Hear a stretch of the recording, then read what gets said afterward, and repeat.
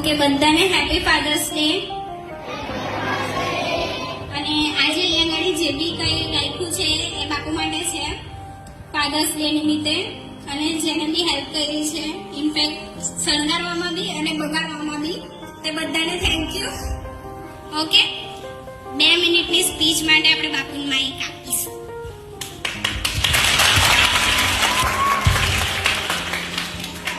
પહેલા તો ખૂબ ખૂબ આભાર ફાધર્સ ડે ને સ્પેશિયલ ફાધર્સ ડે બનાવવા માટે. થેન્ક યુ, ખૂબ ખૂબ આભાર. સો કદાચ આખા ભારતમાં એક એવો પિતા છું કે જેના આટલા બધા છોકરા છે, હે ને?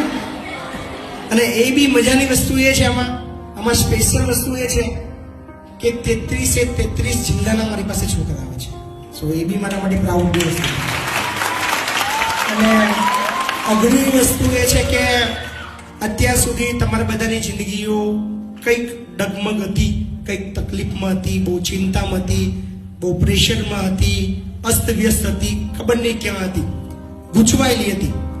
પણ એક વાતની તો ખાતરી હું આપું છું, મને ખબર બી છે કે આ સંકુલમાં આવ્યા પછી તમારી પોતાની જિંદગીની અંદર લગભગ હવે કોઈ તકલીફ નથી.